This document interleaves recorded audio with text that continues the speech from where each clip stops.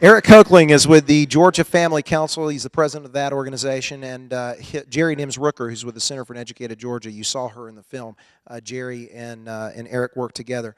Eric, the question I have for you, and I'm going to go ahead and jump to some of the questions because they are flooding in through the text message service right now, not only from around Georgia, but from also around the country where people are watching in other states. Interested to see what we're doing here. You can text your questions to 770-315-4304. And Eric, this question actually comes from Cincinnati, Ohio.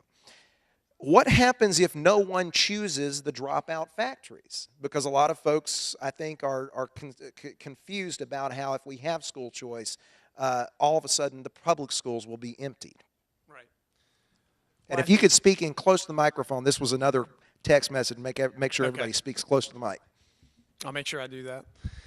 I think Tony and the others have touched on something that goes to the heart of that question, and that is what we currently have, is that local control? And is what the Supreme Court decided, is that truly local control? And the answer is no. It's reinforcement of a monopoly that we've set up over time and established a system where local control, the true local control that Tony talks about, which is parents choosing where their kids go to school, can't really happen. Most parents are locked into whatever zip code they happen to live in, right? The video talked about, and I think it was a great documentary, and I appreciate you guys for putting it together, but the documentary talks about the choices that we have. The Center for an Educated Georgia at Georgia Family Council worked on the tuition tax credit bill, the special needs scholarship bill, and we're very happy that those things passed, and we're thankful for Senator Rogers and the work that he continues to do on school choice.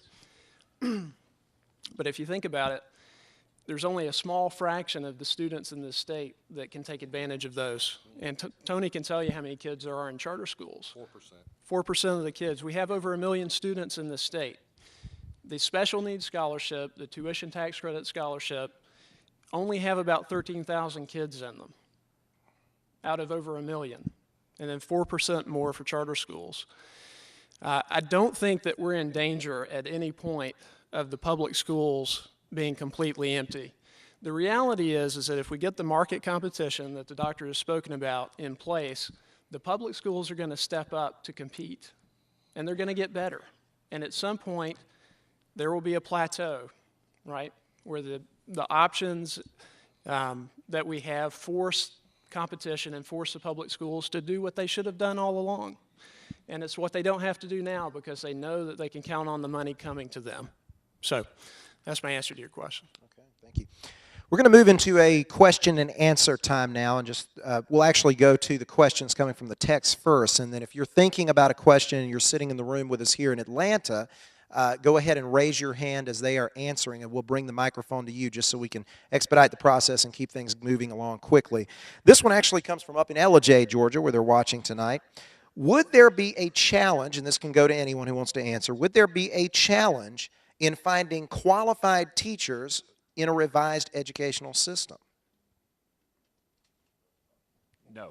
Go ahead. Okay. I'd love Rich? to address that because my daughter happens to attend a school where the vast majority of her teachers have all had other careers.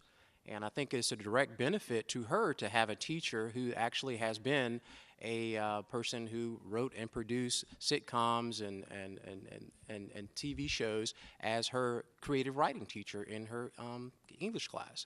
I think it's a benefit to her to have had math teachers who've had prior business experience, who actually had to do a budget and had to put together a profit and loss statement.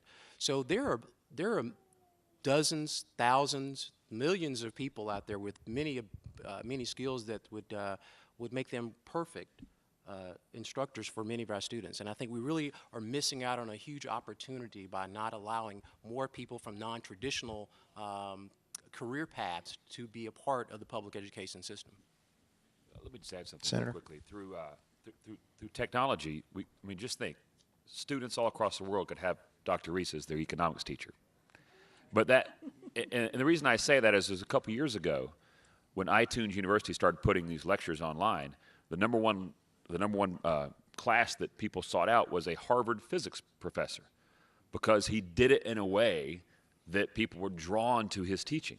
Technology can change all this. So there's not a shortage of people out there. But I want to go back, if you would just give me a little bit of license here. The question earlier was about the arguments put up by the other side. And the reason I dismissed their arguments is because I'm going to illustrate this through a quick story, and it will just show you who it is we're fighting against. Last year, there was a bill introduced by Representative Rich Golick, a great champion for our cause. We have the special needs scholarship. There are a very small limited, the special needs scholarship, by the way, requires you to go to the local public school, get what's known as an IEP, and then once they've determined that you have this special need, then you can qualify for the scholarship. He brought forth a change that said, look, there are a very small number of students in this state who are medically and physically unable to actually go to the school to get the IEP, the regular public school, to get the IEP, but they need to go to their special school to take care of them. It's just a small number. And as Bill said, in that very limited case, would it be okay if those students applied to the State Board of Education and the State Board of Education could review their individual case and say, yes, this child has a medical problem that is so serious they can't physically go into the school building, so we're going to go ahead and give them the scholarship without making them go into the public school building? The Georgia Association of Educators testified in committee that they were opposed to that. Now, what type of person do you have to be dealing with that is so cold in their heart that they would force a medically fragile child to go to a school building that they know they can't go to and put their health at risk just so that child can receive the benefits that they need to have a successful life? What kind of person could actually stand before anybody and say, I'm opposed to that? That is who we're dealing with. So when you ask the question of who we're debating, I can't even listen to them. It makes me so mad. I mean, these are the people that would go to that length to a medically fragile child. Is just, I don't know how you go home and look in the mirror and sleep at night. Do you yield the balance of your time? I yield the rest. He's left the well. There we go.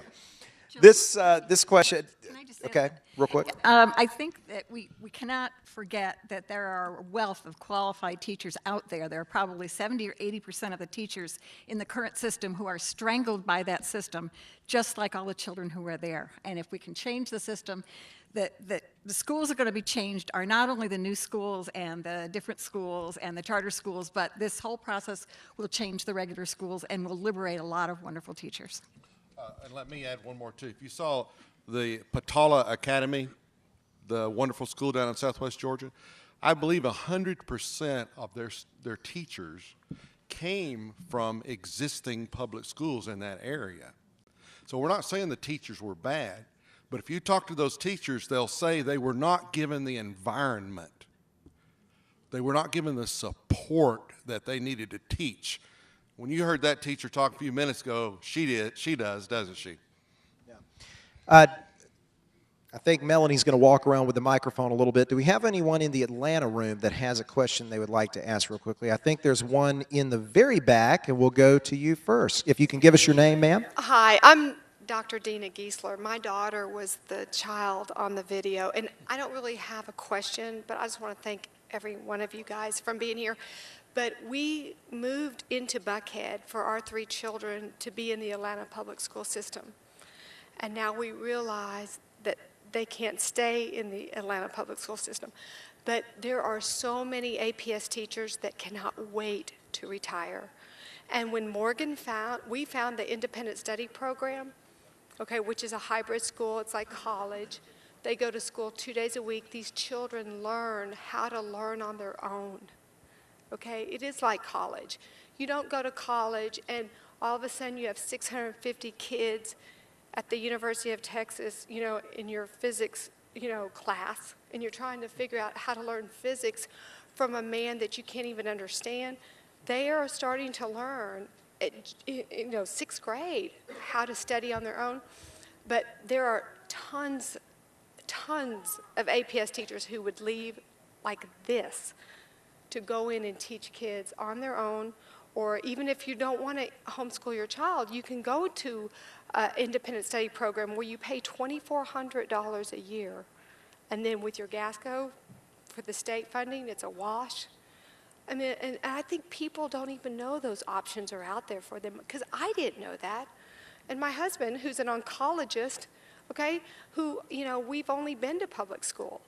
And, you know, I have a father who has a PhD in public education, and I cannot wait to give him this video as a late Christmas present, because we had to tell him that his first grandchild was going to be taken out of the public school system, you know, and now we're going to go interview with Disney. So I just wanted to say thank you, and trust me, there's so many teachers out there that are so frustrated, and they're there for us. Yeah. And I think that brings up another good question that came from Albany is, tell me more about the general scholarships. Kind of interesting. And also tell me a little bit more about hybrids, because I did not know much about their availability or lack thereof. We're talking about general scholarships. So anybody want to address that as it relates to Georgia? Well, there's only two types of scholarships. There's a special needs scholarship, and then there is the scholarships that are given by the student scholarship organizations that were made available through the tax credit law, which is one of the best things we've ever done. And each of the individual scholarship organizations would set up their own criteria for who they give scholarships to. And it's working wonderfully. It's saving taxpayers enormous amounts of money, and it's providing a better education. But on the teacher issue, there is a charter school, and I forget what state it's in. It's somewhere in the Northeast, where all the teachers that work there get paid $130,000 a year. And you know what? That is a great investment if the product that is coming out of that school is worth it. We started this video talking about the economic impact of dropouts in the state of Georgia. Look, I would love to pay teachers in the state of Georgia $130,000 apiece and wipe out all those dropouts, because that is one of the greatest investments we could ever make. We don't have a problem of having dumb kids in Georgia. Our kids are no less smart coming out of the womb than they are in Minnesota or anywhere else. And we don't have a problem with bad teachers. I mean, there are some bad teachers, but most of them are very, very good teachers. What we have is a system that doesn't work. And when we forget the system and focus on the child and reward the good teachers by paying them what they're worth, we will fundamentally change this forever.